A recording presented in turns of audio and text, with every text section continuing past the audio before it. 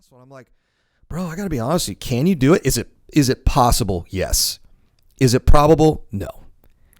It's so statistically outside the norm. I don't know if you're going to make it. I love what James Toller does. James says that people come to him all the time and they've got this information. He says, I give them one job to do before we talk again. Mm-hmm. And he goes, and then I know if they do it, then they're sort of serious. Then they're sort of serious. But if not, then they don't have a strong why. And I think it breaks down to you have to love the thought of being rich more than you're okay with the sense of just being broke.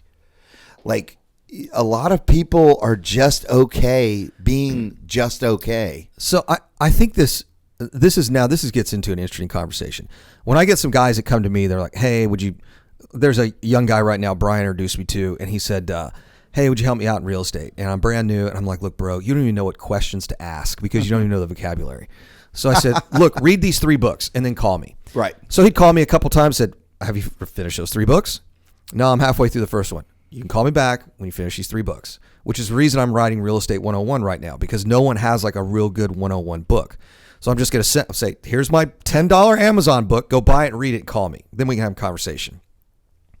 But this is like the Coach Corey Wayne 3% man. That's right. What's he tell you to do? Read it 3 times, 5 times, something like that? I think he says read it 10 times before you message me for advice on women. Well, it's funny because JB and I talk about, just for people on here, if you need to scoot in a little bit because you're like off. There you go. Okay, there we go. So I think it's so great to be with somebody like on a vacation away from real estate, just in a close circle, because everyone we know, including Will Dinker, everybody has another mentor for another facet that they're trying to work on. Oh, absolutely. If you want to be if you want to do Brazilian jiu-jitsu, you better not be just looking at Amazon videos and practicing with your kids. Yeah, that's not going to work. Right? You have to have a coach. So last night I was on Entrepreneurs in Cars, Rich Cooper's podcast, which is mainly about the funny thing. This is kind of the mantra. It's money, muscles, game. That's really what it is. And it's the funny thing is last night was why 1% men don't chase women.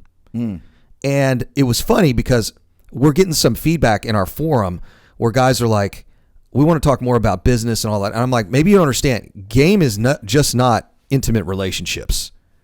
Game is what you saw at the pool when I'm sitting there networking with everybody. What do you do? Okay, that's interesting. Why did you choose that? Blah, blah, blah, blah. You know, it's all that kind of stuff to kind of assess who these people are and if they're interesting and that sort of thing.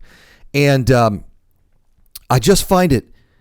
So I actually have 2 coaches out of that whole group, and we did the show. It was about a 2-hour long show, and then at the end of the show, a couple of us stayed on, just the guys that were on the panel, and Rich says something. He goes, hey, Jason, I would imagine that learning game, let's talk about what game is. It's learned charisma is probably the best way to put it.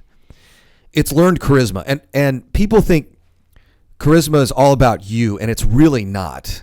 What it really is drawing the positive things out of the person you're talking to.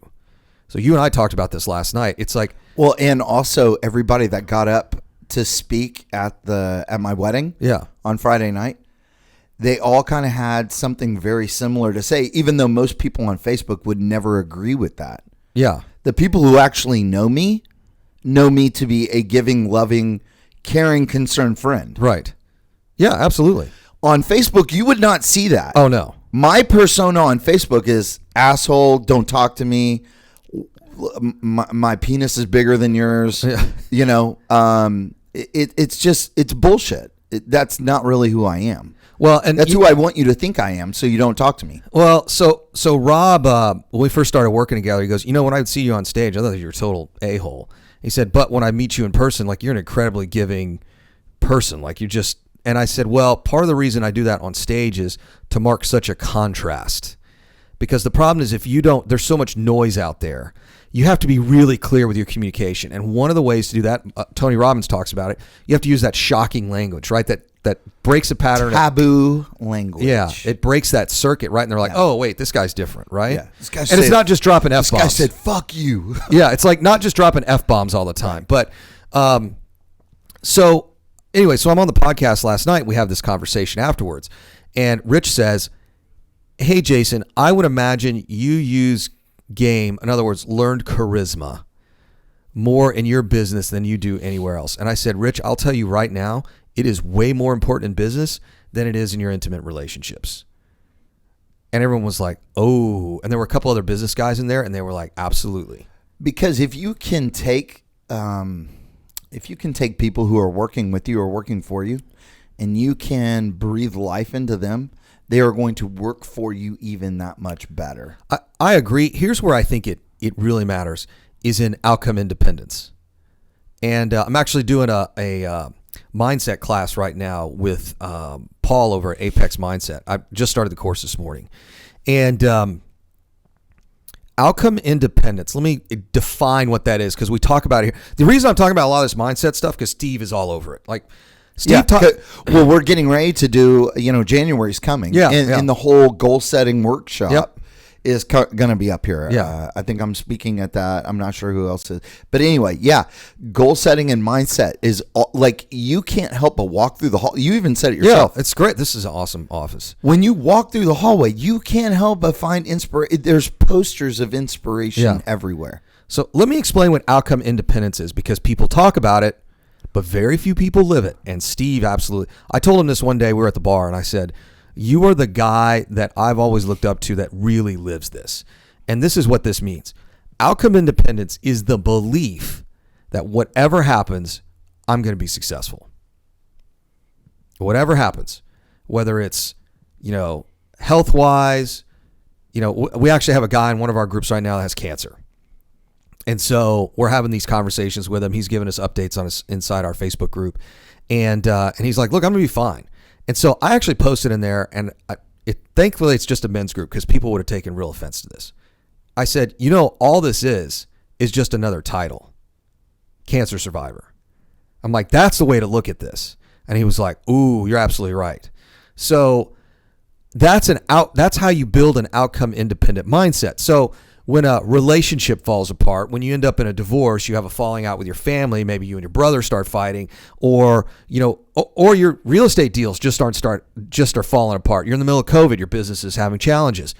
Outcome independence is stepping back and saying, I'm going through these trials. It's okay. It's the belief that it's things okay are gonna to not be okay right now. It's the belief that, guess what? I'm being set up for something much better. Much better. So now that's hard when you're going through it, and you and I have talked. I'm going through it right now. It's like, man, this kind of sucks. But here's what I already know: it's going to be better on the other side. And your transition yesterday was you had an aha moment. You said, "Well, if this and this and this didn't happen, then I probably would have been better off 3 months ago." Yeah. And I said, "No. What you need to say is, I shouldn't have allowed this and this and this to happen Absolutely. 3 months ago. And I would, it's the ownership component.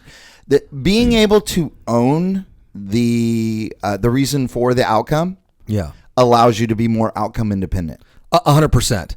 So if you go into, Extreme Ownership by Jocko Willink, right? People think that, okay, this relationship imploded. And, I need to take ownership on it, and it's my fault. And it's like, whoa, hold on. Let's identify the proximate cause of why this thing imploded. There were red flags, this particular relationship, all the way up a year ago November. Like, it was literally a year ago November. And that was a conversation I had with you, as I was like, I then thought, because of some other circumstances, this would get better. It didn't. If I had taken ownership of that back in November, December, it would have been over, done. No. So that's the ownership piece. It's not you're going to change somebody. It's like, hey, this isn't going to work. No big deal. Walk away. Yeah, that makes you outcome independent. And then that makes you infinitely more magnetic. Absolutely. And so when people come in business, when people come to the table and you can tell they haven't had a haircut in months because they can't afford it. They are outcome dependent. They need that wholesale deal to go through. This is my point. Yeah. Oh, gotta have it happen. Gotta have it. Oh, no. Yeah. We can all tell that you need your wholesale deal to go through because you're throwing out, like we say this all the time in relationships. When you're convincing, you're losing. That's right. I shouldn't have to convince anybody of anything.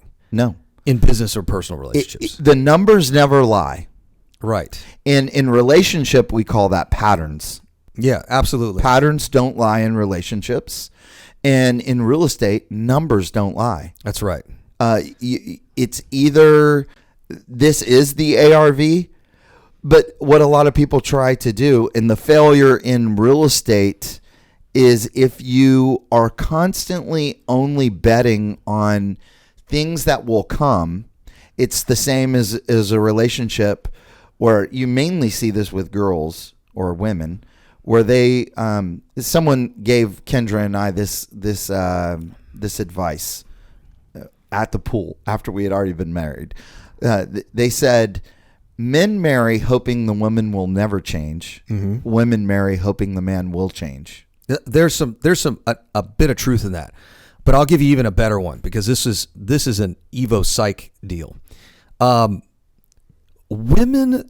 Men get into relationships and quote love opportunistically. No, I'm sorry. Opportunistically, where they sit back and they say, "Hey, look, there's some bad things here, but I can make those changes, right? Like I can make." They have this real positive mindset instead of stepping back and saying, wow, there's a lot of red flags here. And one of the things, I had this conversation with my parents last night about something else that's going on in our family. You talk about patterns, and patterns rarely change. So when you start to see this pattern, it's a pattern that usually is produced throughout their life. So one of the things I recognized in relationships is I don't ask a lot of questions because a lot of times they will just tell you who they are. This goes for men and women. So they'll tell you exactly who they are. They'll tell you about past relationships, past business deals, all that. And you start kind of putting the pattern together and you go, okay, I see what's going on here. And then as men, we're like, yeah, but I can change that. Like men believe they can actually change that. You have changed some things.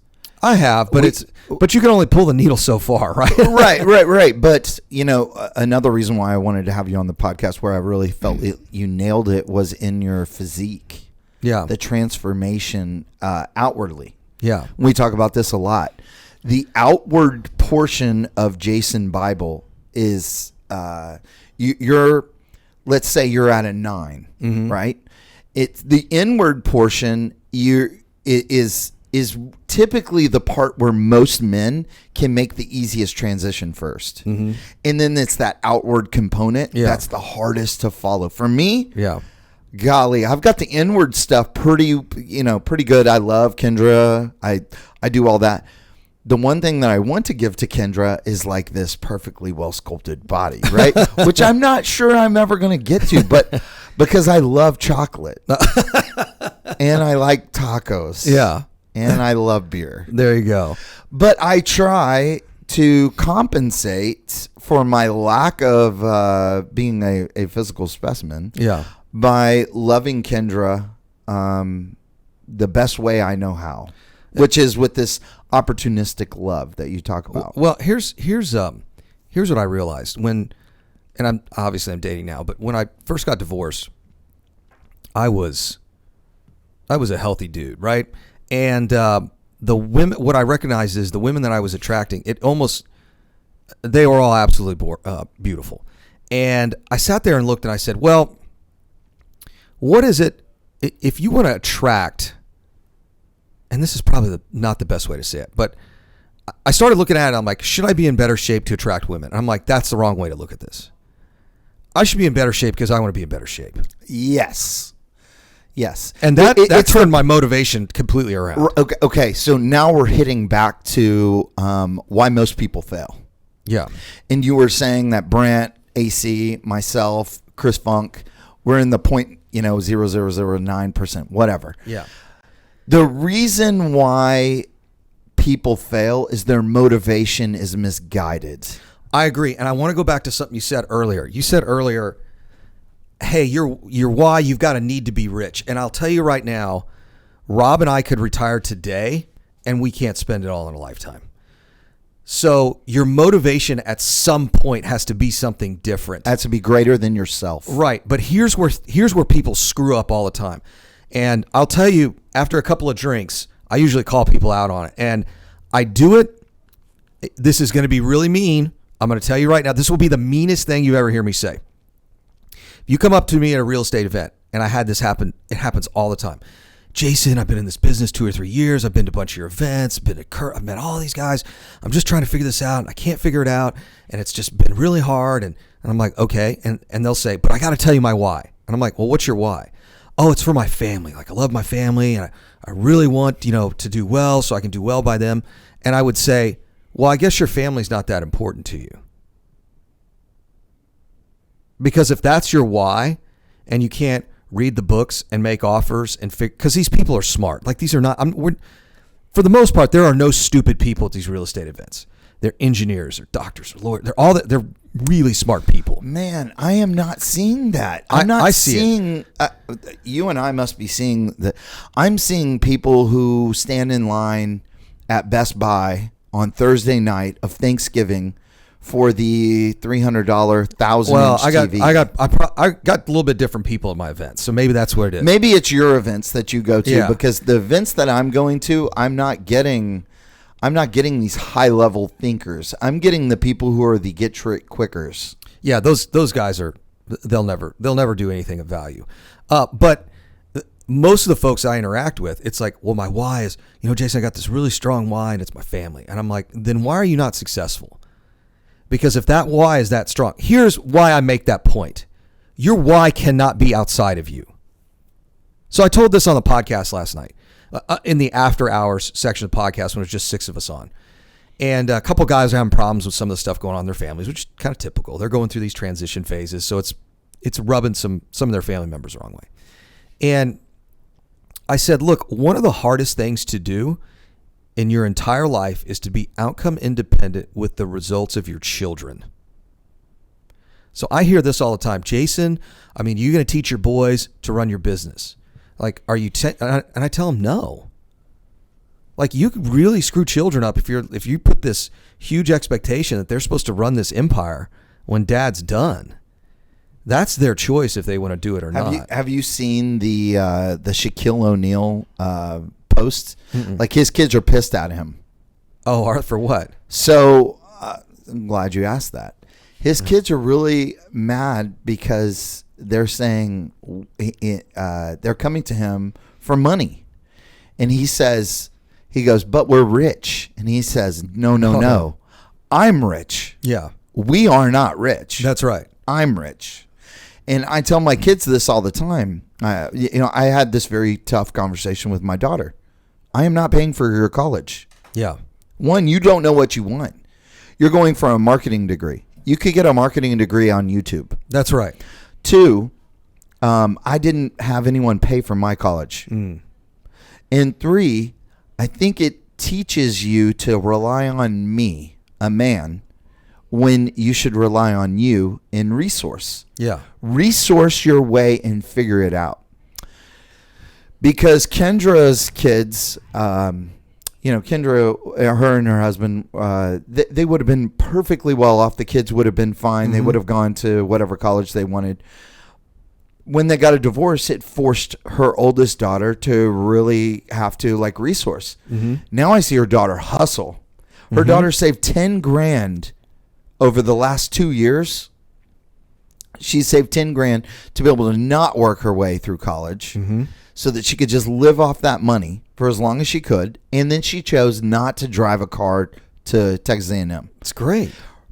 What else does not driving a car force you to do? All kinds of other stuff. You have to beg for a ride. You have to negotiate for a car. You have to meet other people.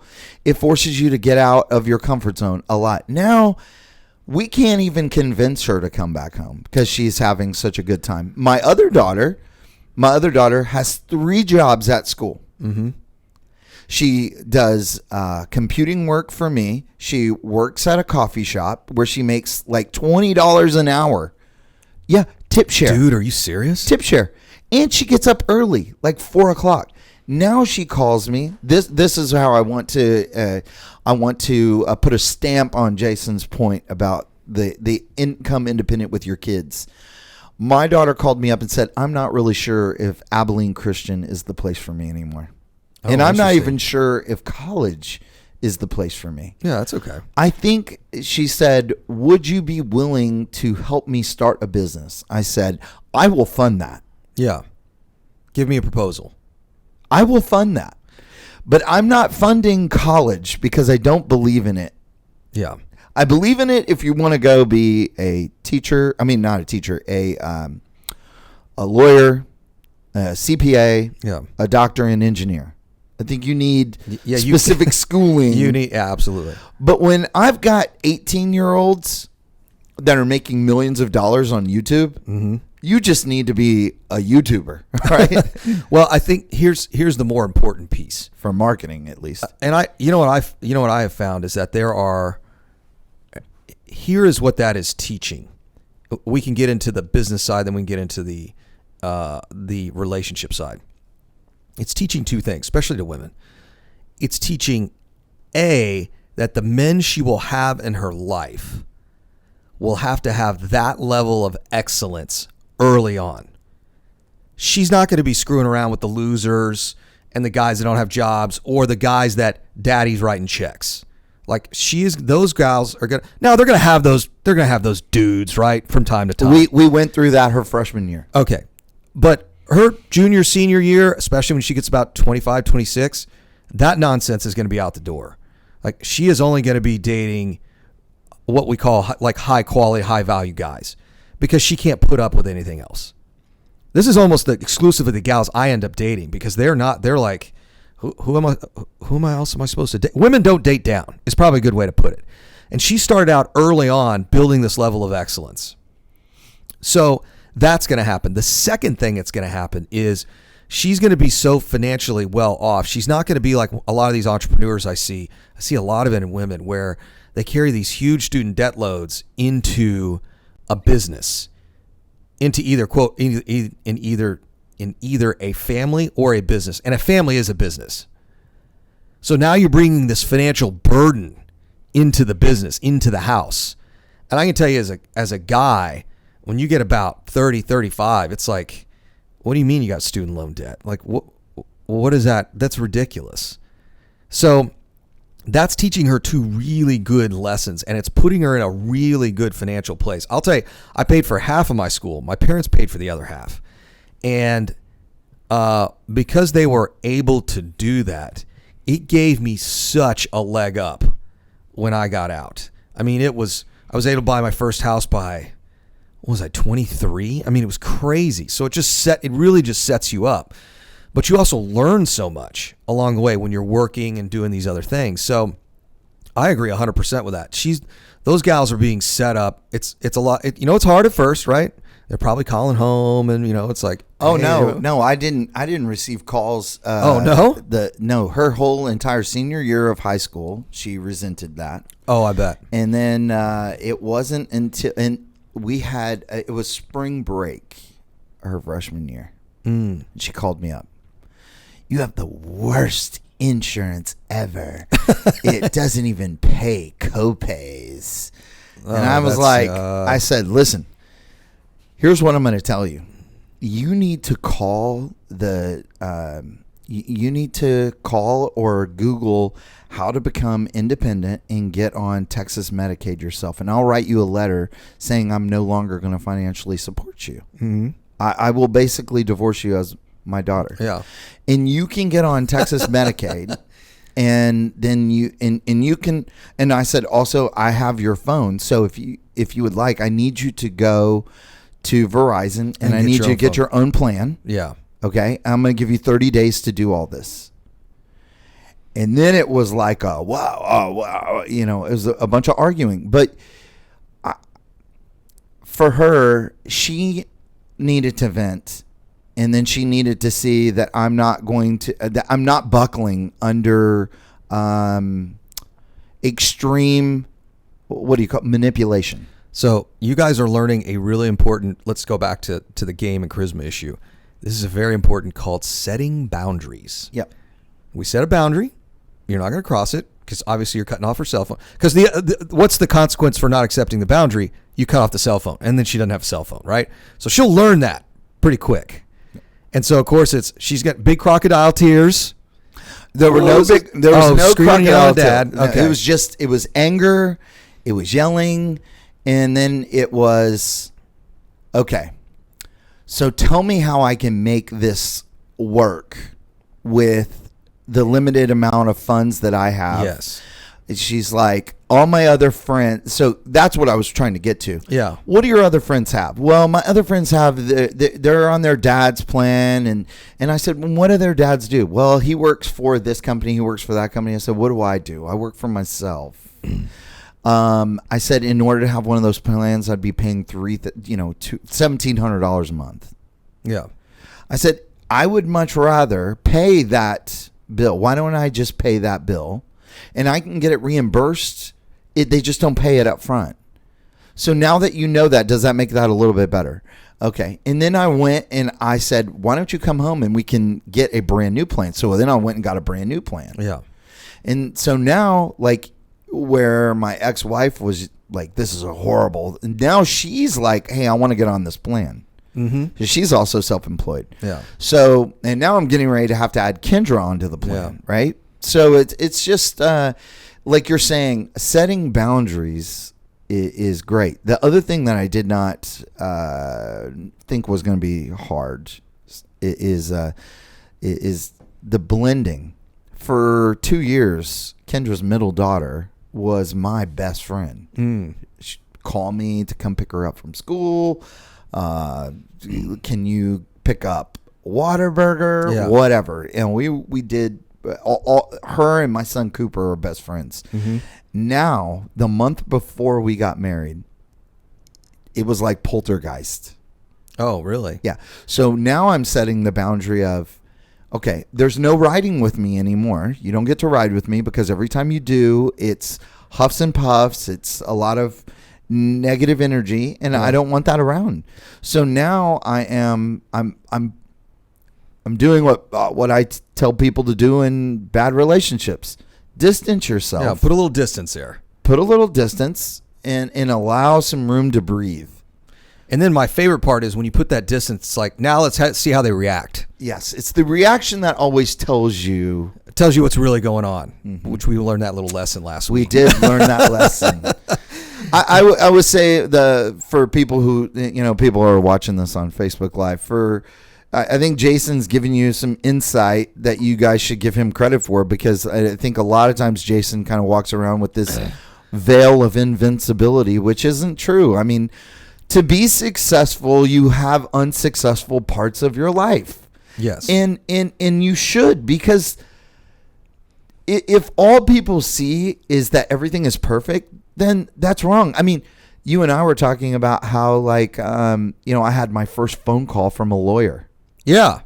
That really threw me for a loop. I'm like, I'm here doing 49 change orders and you're questioning why it's costing so much? Yeah, and then you and I were having the conversation. I'm like, oh, yeah, it's no big deal, man. Just do this, call your attorney, do that. And you're like, oh, okay. I'm like, trust me. Yeah, the first one's scary, and after that, it's not that bad. Yes, and I, Will gave me the best advice. Will said, because I think when you do wholesale deals, people realize after you did the wholesale deal that you made money on them, so they want to come back at you. Yeah. And Will said the first time someone came back out after him, he's just like, fine, I'll just pay it off because I don't want this energy. He's like, now I'm just going to fight. Yeah. And so he goes, the first one is always the scariest. Yeah. And you said that too. And you're like, now it just becomes a part of doing business. And I've talked with other builders too. Mm-hmm. Yeah, it happens all the time with builders. The guy that gave me some of the best advice was Kevin Schlesky with Echo Homes. Oh, okay. He builds an amazing product. And I view him as a guy that it's like, dude, I want to go bash beers with you because you fucking kick ass with the stuff that you build. And we both have a mutual admiration. And I called him up and he gave me 2 hours of his life. Oh, that's pretty awesome. And he was driving back from Conroe and he said, this is what I wish I knew.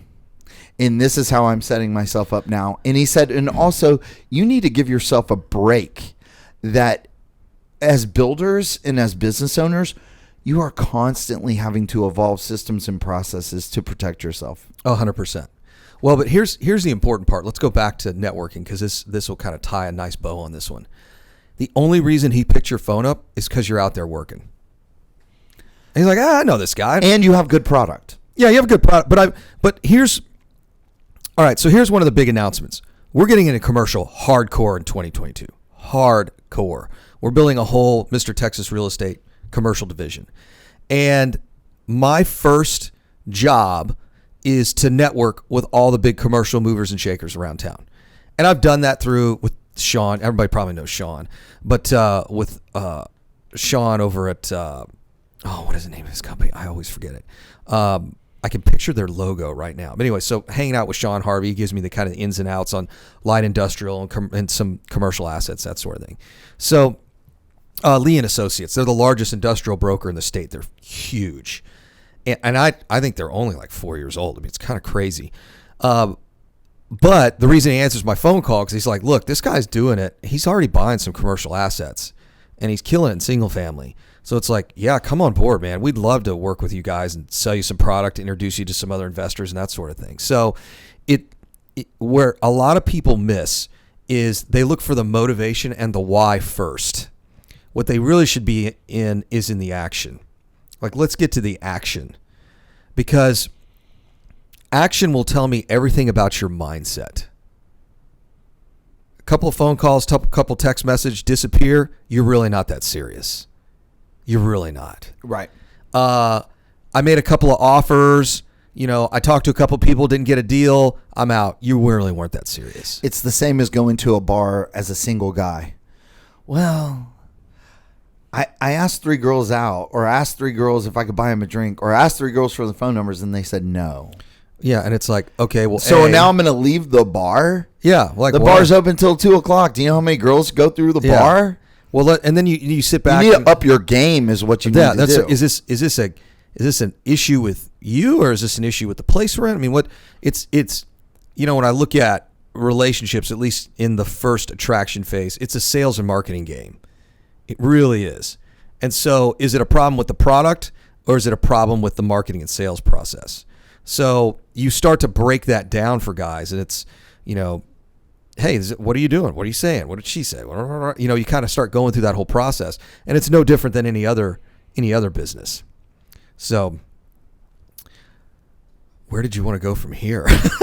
I am good. We are,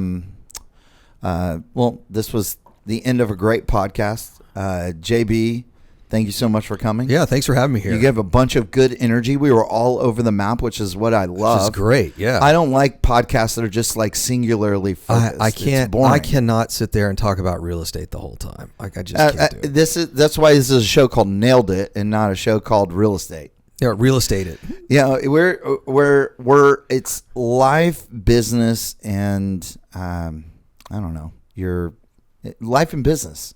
Yeah. And money. I mean, those are the things. I tell you what, I've been broke and I was not happy. So when people say money doesn't buy happiness, I would just say be on a yacht with some of your closest people that you enjoy being around. Pay for that yacht. Yeah. And you got off the yacht, and this was no lie. Oh, this is so funny. Yeah. Jason got off the yacht, and he goes, 2022, this is on the list. The Sea Ray is on the list. I need one of these. Because it was just a joy to be on there. And I'll never forget Kendra's mom. She was like, is the boat big enough for all of us? And I was like, yeah. I was like, wait until we get in there. It's going to be a lot big. I mean, when you park a 40-foot yacht up next to a 58-foot catamaran, it's going to look small. Well, no, and that was a 56. No. That was a 56, dude. It was pretty big. Yeah, it was pretty big. Yeah. Well, hey, I'm glad you came. I'm glad that you came on the podcast. We put this together when we were, and Jason was like, "What are you going to talk about?" Before we went live, and I was like, "I'm just going to ask you one question, and then we'll let it go from there." We'll just let it go. We didn't even talk about the shark. Should we talk about the shark? No, because I'm going to talk about the shark on November the 11th. Okay. So tune in to next week's episode. Thank you, JB, again for Thanks coming. so much for having me. Like, love, and share this. Go to Nailed It. Go to Mr. Texas. Go to Total Wealth Academy. Like us all on Facebook. Peace out, homies.